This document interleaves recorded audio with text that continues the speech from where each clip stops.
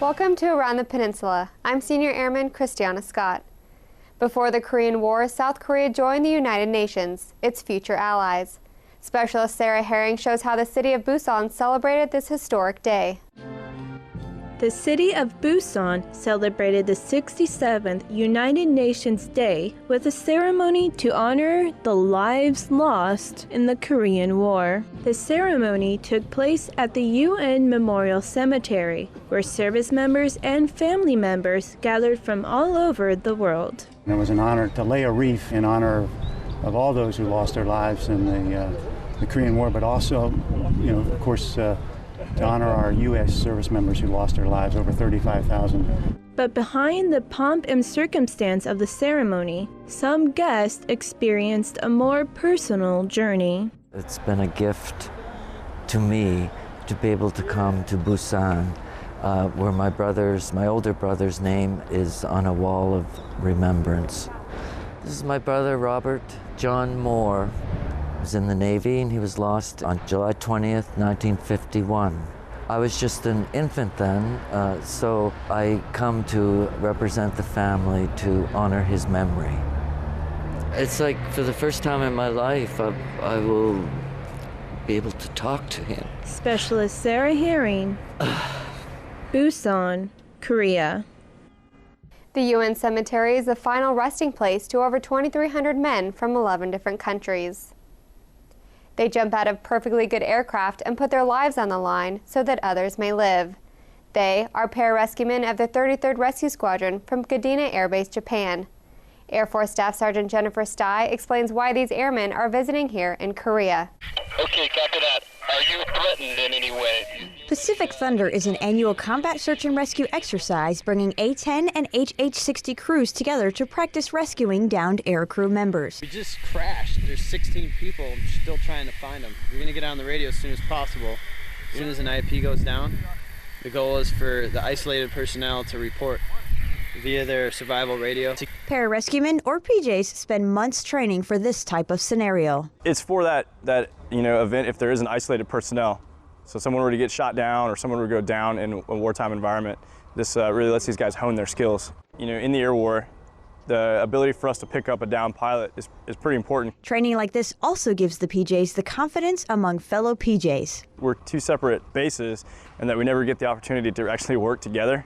So when we get that opportunity, it's pretty much phenomenal. Since 9/11, PJs have executed over 12,000 life-saving combat rescue missions. Air Force Staff Sergeant Jennifer Stye, Ulsan Air Base, Korea. In the last 10 months, 10 pararescuemen have paid the ultimate sacrifice during operations enduring an-Iraqi freedom, affirming their motto, "These things we do, that others may live."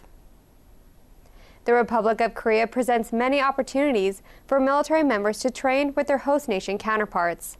Army Sergeant Kingston Dillard takes us to one training exercise at Camp Carroll. Military intelligence soldiers from Korea and Japan, as well as Korean military intelligence members, gathered at Camp Carroll to conduct a combined training operation hosted by the 524th Military Intelligence Battalion. We do Northern Vigilance once a year, and it's our capstone exercise for human training for human intelligence. And this is our one opportunity to bring all the collectors together across Peninsula and looking out to our neighbors in Japan, bring them in, do some collective training that we wouldn't have the opportunity to do elsewhere. Soldiers trained in 3 different lanes, learning how to gather intelligence, conduct tactical questioning, and process detainees. New soldiers that just came in and they don't have any real world experience dealing with things downrange. We wanted to make sure that they had some sort of place to base their knowledge on when it comes to interrogations and questioning. The Korean troops had a chance to learn from U.S. soldiers who have conducted their job in a deployed environment. I think it's a very important and it's very good opportunity to the Korean soldiers. U.S. soldiers has experience in real world experience, but very nice opportunity to increase our interrogation capability, I think. The exercise lasted 6 days, with 5 days of hands-on training. Army Sergeant Kingston Dillard, Camp Carroll, Korea. More than 120 soldiers participated in the exercise. Running is one of the major components of Air Force physical fitness standards. Air Force Sergeant Michael Shocker takes us to Kunsan Air Base, where airmen are learning a new approach to shaving minutes off their time. With the Air Force pushing its warriors toward a healthier and more fit lifestyle, Kunsan Air Base started a new running program called the Running Lab. The program is aimed at helping members run faster, starting with a stronger heart. The first month was all base building. We did zero speed work. We did no sprints. We did none of the common things that people tend to try and go and attack when they're approaching their fitness test. With this uncommon approach to running, the members of the Running Lab, on average, shaved a minute off their run time. Once members have their base, the program adds sprints and other forms of speed work to push their improvements even further. We had a guy in 4 weeks go from a 17-ish minute mile and a half to a 13-something mile and a half. I mean, we had a guy save up almost 4 minutes. Getting people to change their approach to fitness is one of the goals of the Running Lab. I think they're enjoying the progress that they're seeing, and they've seen a lot of success in what is really 3.5 to 4 weeks of work that they probably didn't expect because we weren't approaching it this way that they normally approach it. Technical Sergeant Michael Shocker, Kunsan Air Base, Korea. The Running Lab is one of the many options Kunsan Air Base offers for airmen to improve their fitness. Relocating to a foreign country can be a hard transition. Specialist John Barry tells us how Yongsan's Army Community Services, or ACS, is always looking for ways to help service members and families adapt to living in Korea. Members of the Yongsan community gathered at the Army Community Services building to join the ACS's relocation program, Seoul Discovery, Transportation 101. Jawan and myself, Jawan is a volunteer with the ACS. We are taking newcomers, hopefully, to Yongsan or the Republic of Korea to the subway line. We're teaching them how to ride the subway in Transportation 101 class.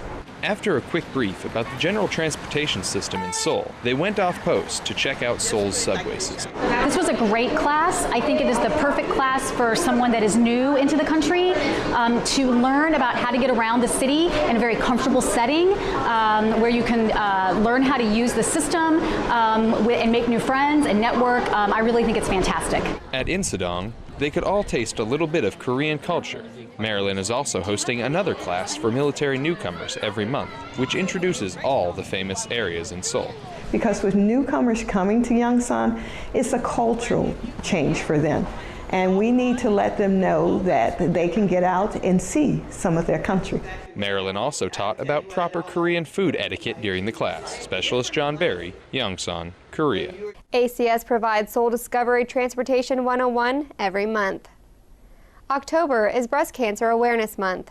Army Sergeant Kelly Anderson introduces us to one soldier who hopes her grandmother's story inspires others. I walked today for my grandmother. I walked today to let everyone know that breast cancer is not a death sentence. This Las Vegas native and oldest sibling of 4 was only 8 when she learned of her grandmother Minnie's condition. And I remember one day we were sitting outside and I said, when Grandmama walked to the store, do you want me to get, your favorite things? And she was like, no, I'm not in the mood right now. So what's the issue? And she told me that she was dying, and she told me that she had breast cancer. So I immediately went to my mother, and I said, Granny said she's dying, and she has breast cancer. And my mother said, that doesn't mean she's dying. We can fight this. She just has to be strong, and we have to be there for her, but that doesn't mean she's dying. She might lose her hair, she might be weak, she might be sick, but she's not gonna die. And she said she would be so sick after the medicine worked its way through her system that she was tired of fighting it. And they ended up taking her left breast.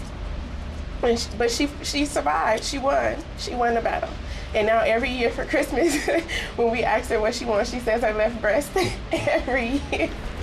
Lloyd's sentiments echoed through the breast cancer awareness walk on Camp Hovey. It was for a good cause, an amazing cause.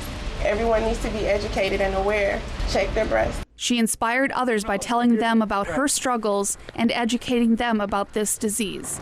Army Sergeant Kelly Anderson, Camp Hovey, Korea.